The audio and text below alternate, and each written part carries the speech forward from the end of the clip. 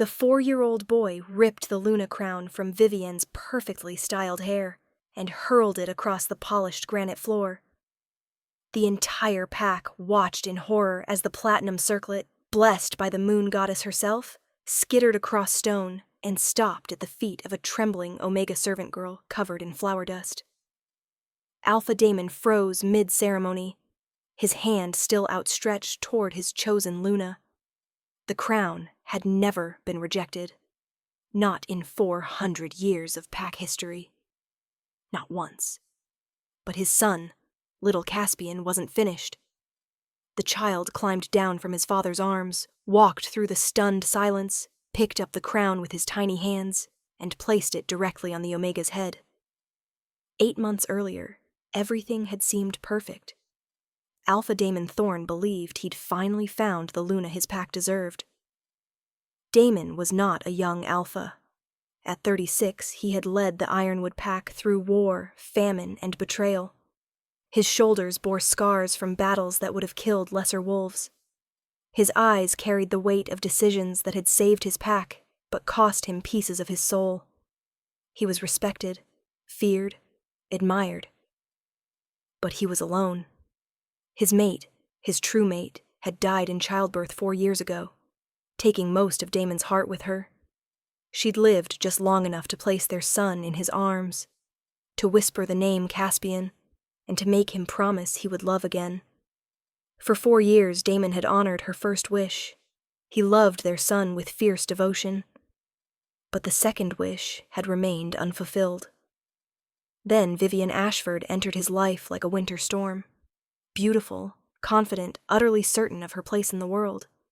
She was the daughter of the neighboring pack's alpha, educated in the finest academies, trained in politics and pack management since birth.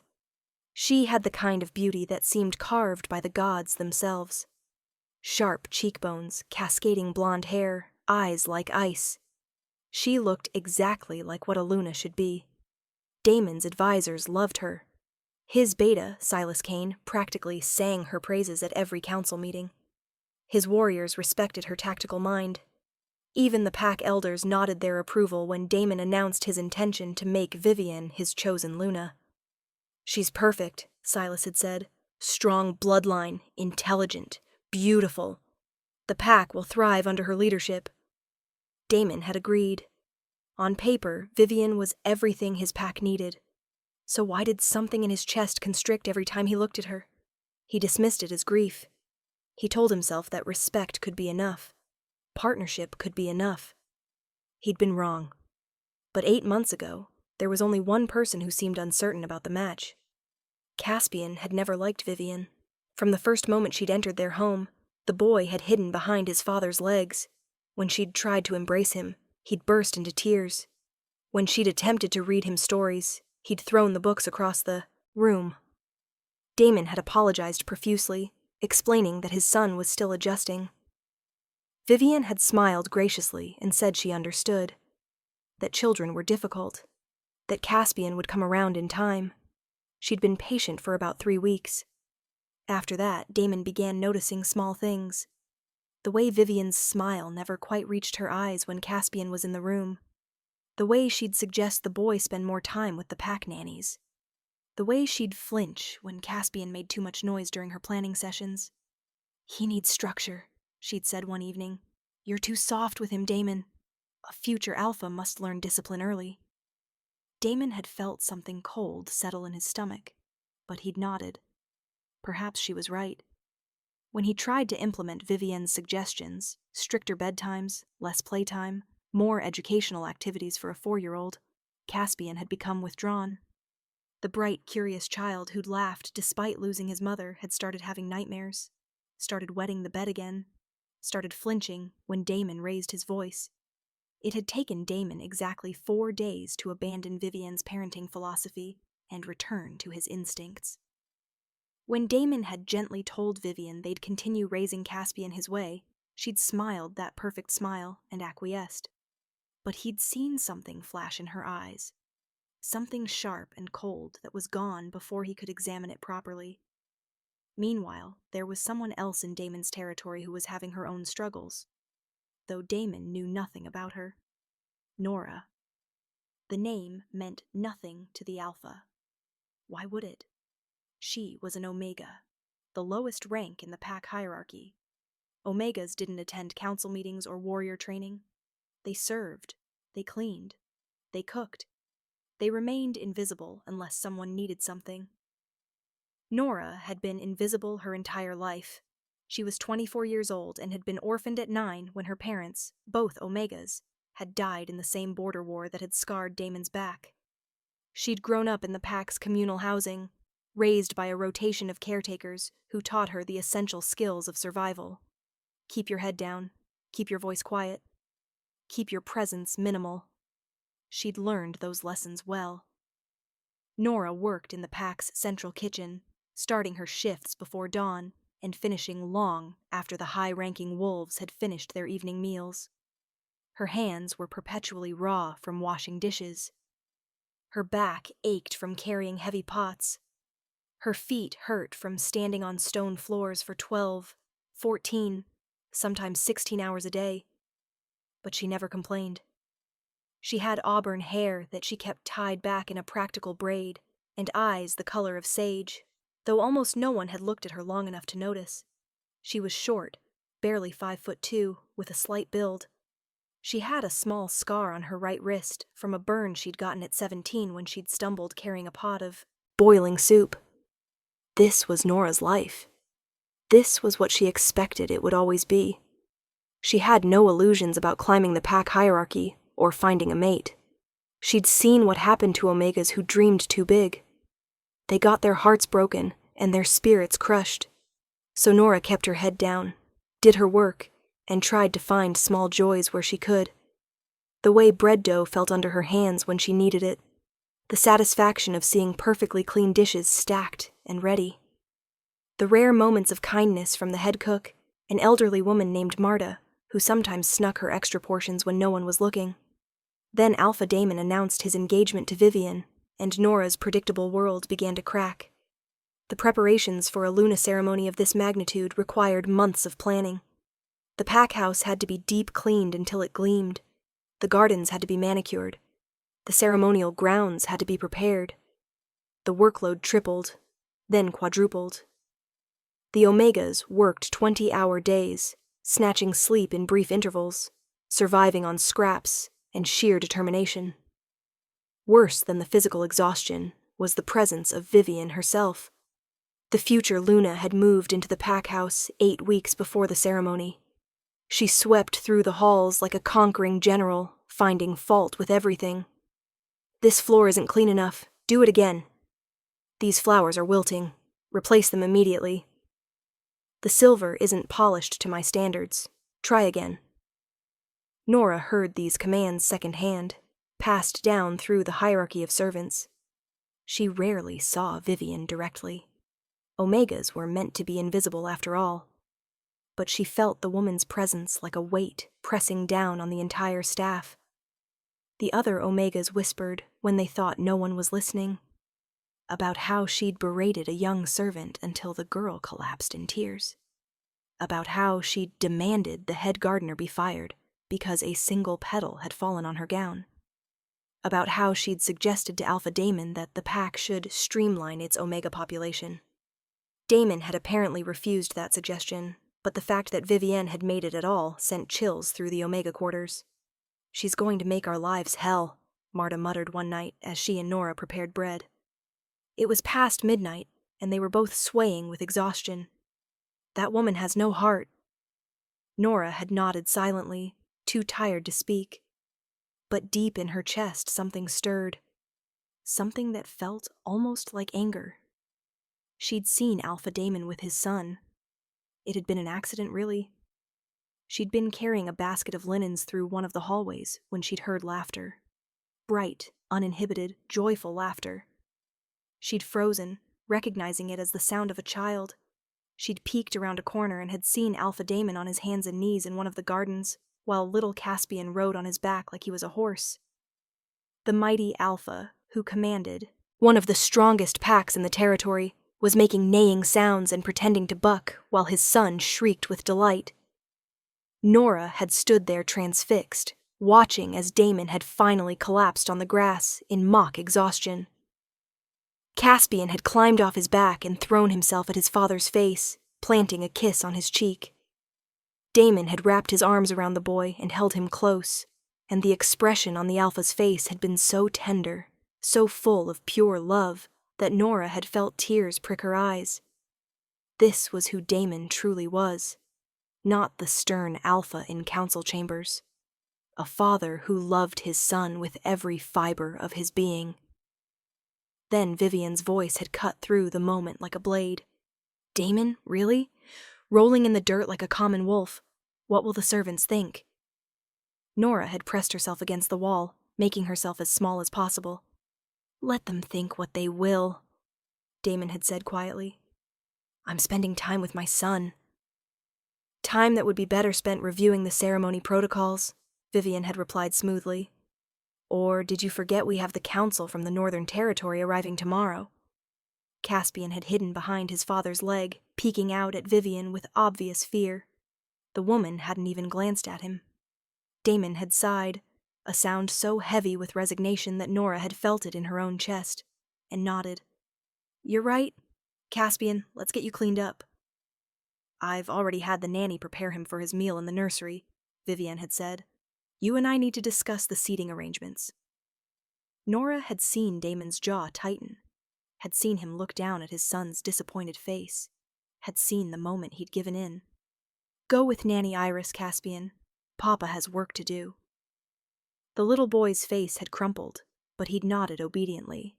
As he'd walked past Vivian toward the house, the woman had stepped aside as if avoiding contamination. She hadn't touched him, hadn't offered comfort, hadn't acknowledged him at all. And Nora, hiding in the hallway with her basket of linens, had felt that dangerous something stir in her chest again. That feeling that was too much like anger, too much like injustice. Something had shifted in her that day.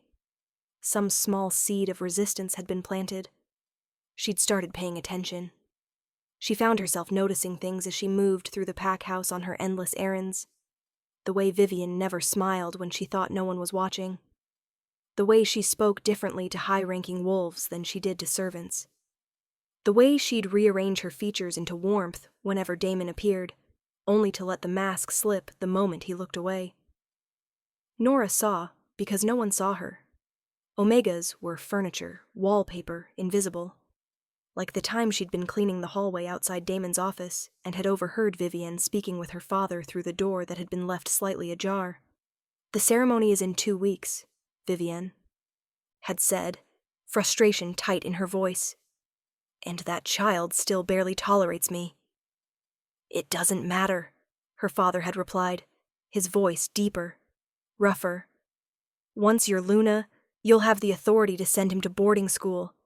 The boy is too soft anyway. Damon has ruined him with all that coddling. Damon won't agree to boarding school. He's obsessed with the boy. Then you'll have to work on that slowly, carefully. Make Damon see that what he thinks is love is actually weakness. Once you have your own pups, heirs with proper breeding and training, he'll see the difference. The boy will fade into irrelevance.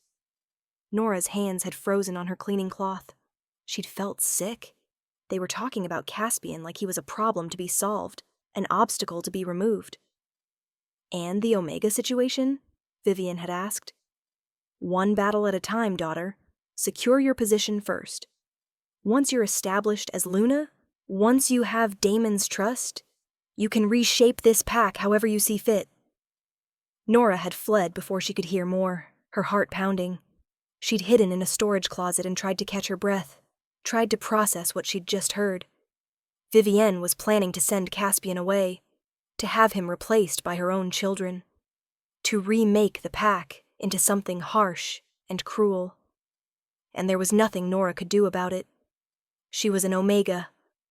Who would believe her if she tried to tell someone? She'd be dismissed as a jealous servant spreading rumors. She'd be punished, expelled, maybe worse. So she'd done what Omegas did. She'd kept silent. She'd gone back to work. She'd tried to forget. but she couldn't forget the look on little Caspian's face when Vivian had stepped aside to avoid him. Couldn't forget the sound of his laughter when his father had played with him. Couldn't forget that a child was in danger and everyone was too blind to see it. Then, 4 days before the ceremony, something happened that changed everything. Nora had been carrying a tray of pastries to the Alpha's private dining room when she'd heard crying, soft, muffled sobs coming from behind a partially closed door. She should have kept walking. It wasn't her business. But the crying sounded so heartbroken that her feet had carried her to the door before she'd consciously decided to move. Through the crack, she'd seen Caspian sitting on the floor of what must have been his bedroom, surrounded by toys he wasn't playing with. Tears streamed down his chubby cheeks, and he was clutching a stuffed wolf that looked well-loved and worn. "Want Mama," he'd sobbed to the toy. "Want Mama back. Don't want new Mama. She's mean. She doesn't love me." Nora's heart had shattered. She'd set down the tray carefully, quietly, and had knelt by the door. "Hello," she'd said softly. Caspian had jerked his head up, his amber eyes wide with surprise and fear. "I'm not supposed to talk to servants," new Mama said. "That's a good rule," Nora had replied, though the words had tasted like ash. "But I heard you crying, and I couldn't just walk away. Are you okay?" "No," he'd said with the brutal honesty of a toddler. "I'm sad. Papa is going to have a new Mama, and she doesn't like me. She wants me to go away." "I'm sure that's not true," Nora had lied. "It is true," Caspian had insisted. "She looks at me like I'm yucky, like I'm bad. Papa doesn't see it, but I see it." The matter-of-fact way he'd said it had made Nora's eyes burn with tears. She'd done something incredibly stupid then. Something that could have gotten her expelled from the pack, or worse. She'd pushed the door open fully and had walked into the room. She'd knelt down in front of Caspian and had looked him straight in the eyes. "Your papa loves you more than anything in the whole world," she'd said fiercely. "More than being Alpha, more than this pack, more than anything. And anyone who can't see how special you are is the one who's wrong, not you. Never you." Caspian had stared at her with those big amber eyes, and something in his expression had shifted. "You're nice. What's your name?" "Nora." "That's pretty?" He'd smiled then, a small, watery smile. "Do you work here?" "I do, in the kitchens. Do you make the cookies? The ones with chocolate?" "Sometimes." "Those are my favorite." He paused, then held out his stuffed wolf. "This is Storm. He was Mama's. Papa gave him to me after Mama went to the moon goddess. Storm is sad too." Nora had gently touched the worn toy. "Then maybe Storm and you can be sad together. And maybe when you're very sad, you can remember that someone in the kitchens thinks you're the most important person in this whole pack. Will you be my friend?" It was such a simple request, so innocent and so impossible. Looking at his hopeful face, she hadn't been able to say no. "Yes," she'd whispered. "I'll be your friend." "Secret friends," Caspian had said solemnly. "Because new Mama doesn't like me to have friends. She says friends make you weak." Nora had felt that dangerous anger flare again. "Secret friends," she'd agreed. Over the next 4 days, Caspian sought her out. When she was crossing through the gardens with laundry, he'd appear and walk beside her, chattering about his day. When she was in the hallways, he'd peek around corners and wave at her. When she was serving in the dining hall, he'd smile at her, just at her, like she was the only person in the room. And Damon had noticed. On the day before the ceremony, Nora had been in one of the side gardens hanging laundry when she'd heard Caspian's voice. "Nora! Nora, look what I found!"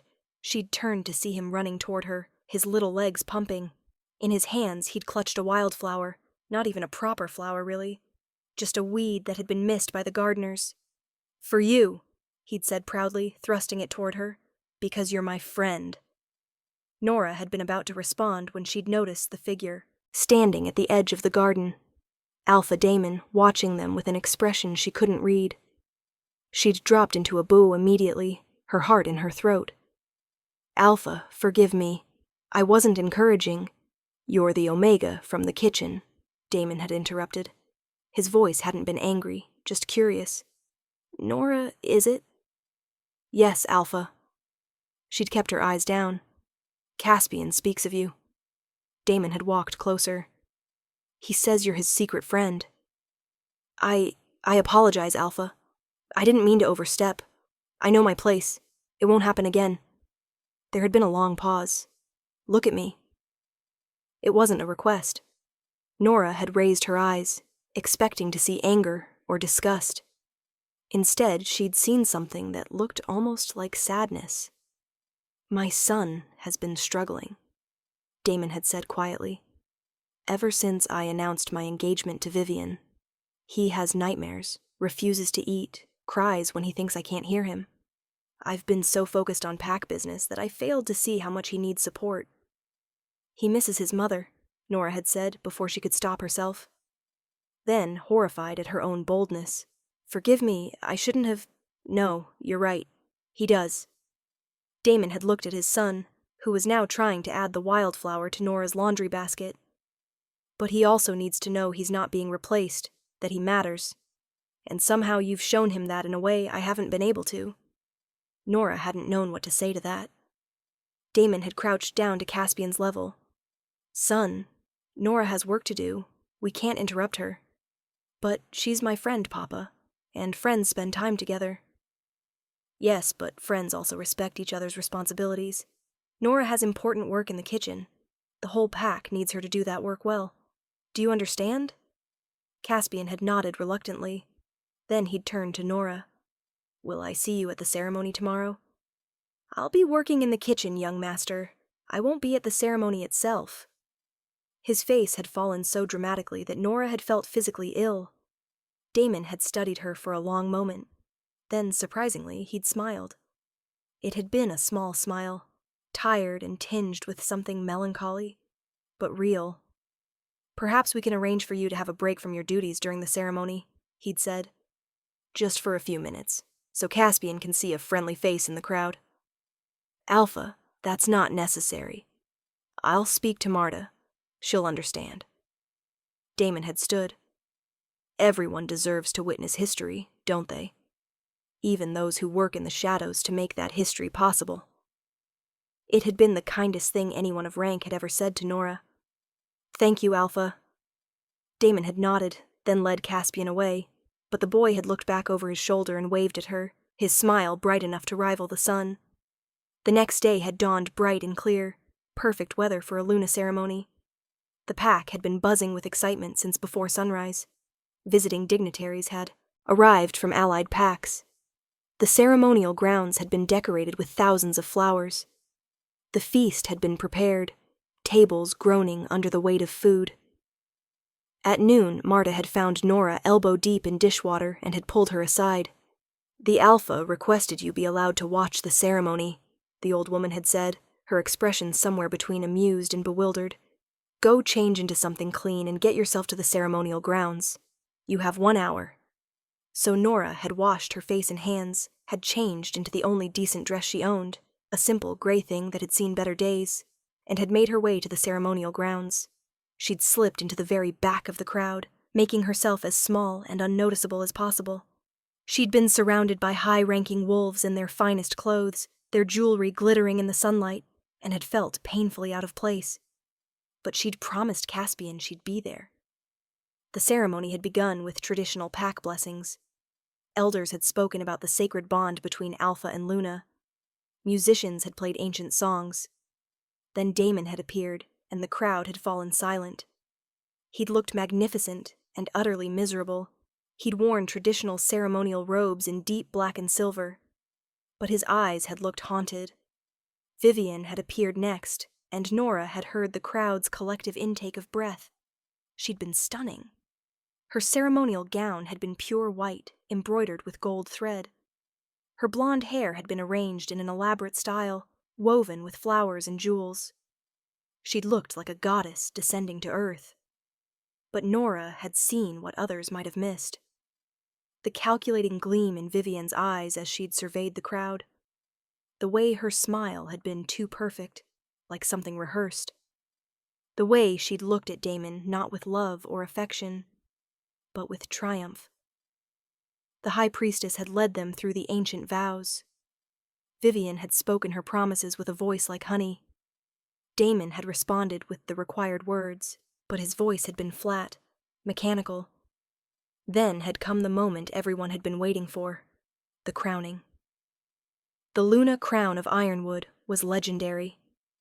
Forged 400 years ago, blessed by the moon goddess herself, it was said to recognize the true Luna of the pack. Damon had been holding Caspian during this part of the ceremony. The boy's presence was required, a symbol of continuity and blessing. Damon had felt Caspian tense in his arms as the High Priestess had lifted the crown from its velvet cushion. "With this crown, I name you Luna of Ironwood," the priestess had intoned. "May you lead with wisdom, protect with strength, and love with your whole heart." Damon had begun to reach for the crown, but Caspian had suddenly twisted in his arms with surprising strength. "No," the child had cried. "No, Papa, not her! Not her!" The crowd had gasped. "Caspian's son, we talked about this." But Caspian hadn't been listening. He'd lunged for the crown. His small hands had grabbed it before anyone could react, and he'd ripped it from the High Priestess's grasp. "Caspian!" Vivian's voice had been sharp, all pretense gone. "You little brat, give that back!" Caspian had thrown himself out of his father's arms. Damon had caught him, setting him down to avoid injury, and the boy had hurled the crown away from Vivian like it burned his hands. The platinum circlet had sailed through the air, tumbling end over end, and had skittered across the marble platform. It had rolled down the steps and had come to rest at the feet of someone standing at the very edge of the crowd. At Nora's feet, time had seemed to stop. Every eye in the courtyard had turned to look at the Omega girl in the shabby gray dress, standing frozen in horror with the Luna crown at her feet. Nora's mind had gone blank with terror. This couldn't be happening. She'd be punished for this somehow, blamed for being in the wrong place, for existing at all. She'd started to bend down to pick up the crown, to return it, to apologize, to somehow fix this disaster. But Caspian had appeared in front of her. The little boy had moved faster than anyone would have thought possible. He'd darted through the crowd, had dodged grasping hands, and had reached Nora before his father or anyone else could stop him. He'd picked up the crown with his small hands, had looked up at Nora with absolute certainty in his amber eyes, and had spoken in a clear voice that carried across the suddenly silent courtyard. "This is the real Luna. The moon goddess told me. This one loves me. This one loves Papa. This one loves everybody." And then, while hundreds of high-ranking wolves watched in disbelief, Caspian had lifted the crown above his head and had placed it on Nora's auburn hair. The crown had settled on her head like it had been made for her. And then, something impossible had happened. The crown had begun to glow. Not brightly, not dramatically, just a soft platinum light that seemed to pulse in time with Nora's heartbeat. The ancient metal had warmed against her skin, and for a moment, just one crystalline moment, Nora had felt the presence of something vast and ancient and filled with love. The moon goddess. "No," Vivian had breathed, her face going white. "No, that's impossible. She's an Omega. An Omega. She can't be—" But the words had died in her throat as the light had grown stronger, as every wolf in the courtyard had felt it. A pull, a recognition, a rightness that couldn't be denied. This was their Luna. This had always been their Luna. Damon had stood frozen on the platform, staring at Nora with an expression of complete shock. But Nora had seen something else dawn in his eyes too. Recognition. Not of her specifically, but of the truth his son had seen all along. Vivian had never been right. "Remove that crown immediately," Vivian had hissed. "This is a farce, a disgusting display. The crown has chosen."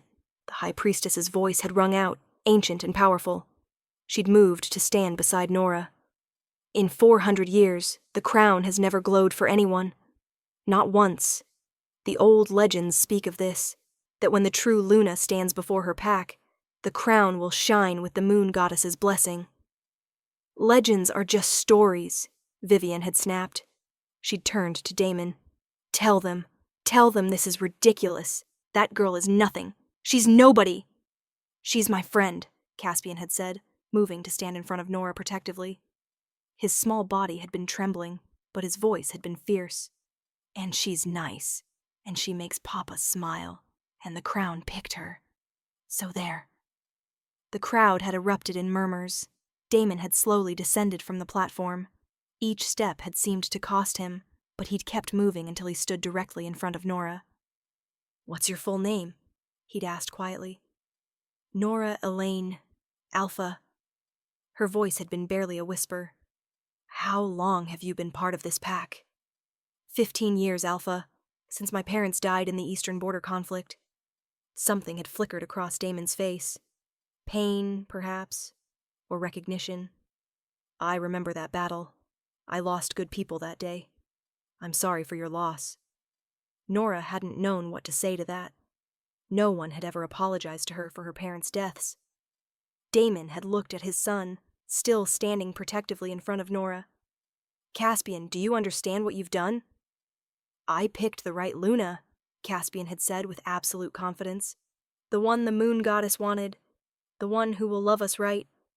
And how do you know that? Because I asked the moon goddess every night. I asked her to help Papa find someone who would love him, and love me, and love our pack. And then I met Nora, and I knew. I just knew, Papa. Damon had closed his eyes for a long moment. When he'd opened them again, they'd been glassy with unshed tears. You asked the moon goddess for a Luna who would love us? Yes, Papa. And you think Nora is that Luna? I know she is. Don't you feel it? Don't you feel how right it is? And Damon, surrounded by his pack and his council, and his would-be Luna and hundreds of witnesses, had looked at Nora, really looked at her for the first time. He'd seen past the shabby dress and the Omega status and the social impossibility. He'd seen her. The woman who'd comforted his crying son. The woman who'd spoken of Caspian as the most important person in the pack. The woman who'd accepted a wildflower weed like it was a precious gift. And he'd felt it. The pull, the recognition, the bone-deep certainty that his son was right. This is insane, Vivian had said, her voice rising. You can't possibly be considering this. She's an Omega, Damon. She has no education, no training, no bloodline. How could she possibly be Luna? The crown chose her, the high priestess had said firmly. The moon goddess chose her. Who are we to question divine will? Divine will, Vivian had laughed, but it had been an ugly sound. This is manipulation. That child has been manipulated by a servant girl looking to climb above her station. Watch your tone, Damon had said quietly, but there had been steel in his voice. You're speaking about a member of my pack. And about my son. I'm speaking truth. That Omega has been seducing your child to get to you. Enough. The single word had cracked like a whip. Damon had straightened to his full height. Suddenly, he'd been every inch the alpha, powerful, commanding, unmistakable in his authority. You will not speak of Nora that way. You will not accuse her of manipulation without proof. And you will not call my son a fool for seeing what apparently none of us were wise enough to see. Vivian had gone very still. You're choosing her over me, over our agreement, over the alliance our union would create. I'm choosing to honor my son's wisdom and the moon goddess's will. Yes. You'll regret this, Vivian had hissed, when your pack is led by an Omega who can't even hold a political conversation. When your allies abandon you for making a mockery of tradition. When my son is happy, Damon had interrupted, when my pack is led by someone who actually cares about them. When I finally fulfill the promise I made to my mate that I would find someone who could love us. Yes, I think I can live with those consequences. Vivian's mask had finally shattered completely. Rage and humiliation had twisted her beautiful features. You fool! This Omega will destroy everything you've built." She'd ripped off her ceremonial gown's outer layer and had thrown it at Damon's feet. Then she'd stalked through the crowd and left. Damon had turned back to Nora, who stood trembling with the crown still glowing softly on her head. "Nora Elaine," he'd said formally, "the crown has chosen you. My son has chosen you. And if you're willing, I would choose you too." "Alpha, I can't." "None of us are qualified for the roles the moon goddess gives us," Damon had said gently. "But we try anyway. We learn, we grow, and we trust that there's a reason we've been called to this path." He'd reached out slowly and had taken her hand. "I'm scared," she'd whispered. "So am I," Damon had admitted. "But for the first time in 4 years, I feel like maybe I'm being guided towards something right, instead of just trying to avoid something wrong. What if I fail? Then we'll fail together, and we'll get back up and try again. That's what family does." Family.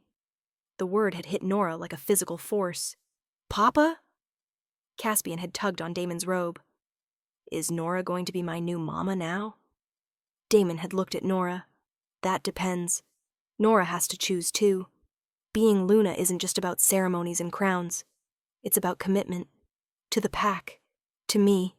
To you. And it's her choice whether she wants that." Nora had felt tears sliding down her cheeks. She'd looked at Caspian, who was watching her with those hopeful amber eyes. She'd thought about all their secret conversations, all the times she'd comforted him. She'd looked at Damon, at the vulnerability and hope in his expression, and she'd made her choice. "Yes," she'd said. "If you'll have me. Yes. I'll try. I'll probably make mistakes. But yes." Caspian had launched himself at her, wrapping his small arms around her legs and laughing. Damon had smiled, really smiled, for the first time since the ceremony had begun, and the crown on Nora's head had pulsed with warm platinum light, as if the moon goddess herself was pleased. "Let it be known throughout all territories," the high priestess had said, raising her hands. "Ironwood has found its Luna. Nora Elaine, chosen by the crown, blessed by the moon goddess, accepted by the Alpha and his heir. From this day forward, she is our Luna." The crowd had erupted. Some in cheers, some in shocked murmurs, some in obvious disapproval. But Damon had taken Nora's hand and Caspian's hand, and had led them both up onto the platform. "This is my Luna," he'd said, his voice carrying across the courtyard. "This is our Luna. And anyone who has a problem with the moon goddess's choice is welcome to take it up with her directly." There had been nervous laughter, but slowly, tentatively, pack members had begun to bow. The ceremony had continued, but completely differently than planned. Nora had spoken vows she barely remembered. Damon had held her hand through the entire thing. And when it was time for the kiss to seal the bond, Damon had leaned in and whispered, "We'll take this as slowly as you need. I'm not expecting love, just partnership, and hope that maybe someday it could be more." He'd kissed her forehead instead of her lips, gentle, respectful, kind.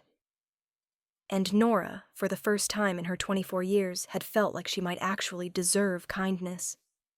8 months have passed since that impossible day. 8 months of Nora learning how to be Luna, of making mistakes and learning from them, of slowly earning the respect of a pack that had initially seen her as a joke. She's not perfect. She still stumbles over protocol sometimes. She still second-guesses herself in council meetings, but she's learning. And more importantly, she's leading with her heart. She's reformed the Omega treatment programs, giving them better housing and fair wages. She's established a pack school where all children, regardless of rank, learn together. She's created support systems for grieving wolves and new mothers. Other packs watch with skepticism and curiosity. Some still whisper that Ironwood is weak for having an Omega Luna. But others see the changes. The increased loyalty, the decreased unrest, the pups growing up believing they can be anything. Damon and Nora still sleep in separate rooms, but they share breakfast every morning with Caspian. They walk the packlands together in the evenings. They laugh at Caspian's antics and debate pack policy. And slowly, carefully, they're building something that looks like a family. There's no grand romance, no passionate declarations. Just two broken people trying to honor the roles they've been given. And a child who brought them together because he believed in love when everyone else believed in logic. "Do you think we'll ever be true mates?" Nora asks Damon one night, 8 months after she became Luna. They're in his study reviewing requests from pack members, and the question slips out before she can stop it. Damon looks up, surprise flickering across his face. Then he smiles. That soft smile he seems to reserve just for her and Caspian. "I don't know," he admits. "The moon goddess gives the mate bond to who she chooses. When she chooses. I had a true mate once. I loved her with everything I had. I don't know if I'm capable of that again. That's not what I asked. I asked if you think we ever will be, not if you're capable of it." Damon sets down his papers. "Do you want us to be?" Nora considers the question carefully. "I want us to be happy," she finally says, "whatever that looks like. If the moon goddess grants us a mate bond, wonderful. If she doesn't and we build something real anyway, that's wonderful too. I just don't want to spend my life waiting for something that might never come and missing what we already have." Damon's expression softens into something achingly tender. "When did you become so wise?" "I learned from my son." "Our son," Damon corrects gently. And it's true. Caspian calls her mama without hesitation now. He comes to her with his nightmares and his triumphs. She's the one who tends his scraped knees and reads his bedtime stories. "Our son," Nora agrees, and the words feel like a vow. Damon stands and crosses to her, offering his hand. "Dance with me." "There's no music." "Then we'll make our own." It's ridiculous. They have work to do and responsibilities to fulfill, and 1,000 reasons why they shouldn't be dancing in a study with no music at nearly midnight. But Nora takes his hand anyway, and they sway together in the silence. Two people who didn't choose each other, but are choosing to try anyway. Two people who are learning that sometimes the moon goddess's plan is better than anything they could have imagined. In the doorway, unnoticed by either adult, Caspian peeks in. He's supposed to be asleep, but he'd wanted a glass of water. Now he watches his parents dance, and he smiles. "Thank you, moon goddess," he whispers, "for sending Mama Nora, for making Papa smile again." A beam of moonlight streams through the window, illuminating the dancing couple. And for just a moment they're caught in silver light that seems to bless them, that seems to say, "This is right. This is how it was meant to be." Years will pass. Caspian will grow up with a mother who chose him, and a father who learned to love again. Nora will become the Luna that Ironwood didn't know they needed, one who leads with compassion instead of just strength. Damon and Nora will never receive a mate bond from the moon goddess, but they'll fall in love anyway. Slowly, carefully, building something even stronger than a bond, because it's freely chosen every single day. They'll have 3 more children together, and Caspian will grow up believing that family is built on love and choice, not just blood and bonds. The Ironwood pack will thrive under their leadership. Other packs will watch and wonder, and slowly begin to question their own rigid hierarchies. The world won't change overnight, but seeds will be planted. Seeds of hope that even an Omega can become a Luna, that even the impossible can happen when you trust in something bigger than tradition. But all of that is yet to come. For now, on this night, 8 months after a 4-year-old changed everything, there's just a man and a woman dancing in the moonlight, and a child watching from the doorway. And the quiet certainty that sometimes the best families are the ones we choose, and the ones that choose us back.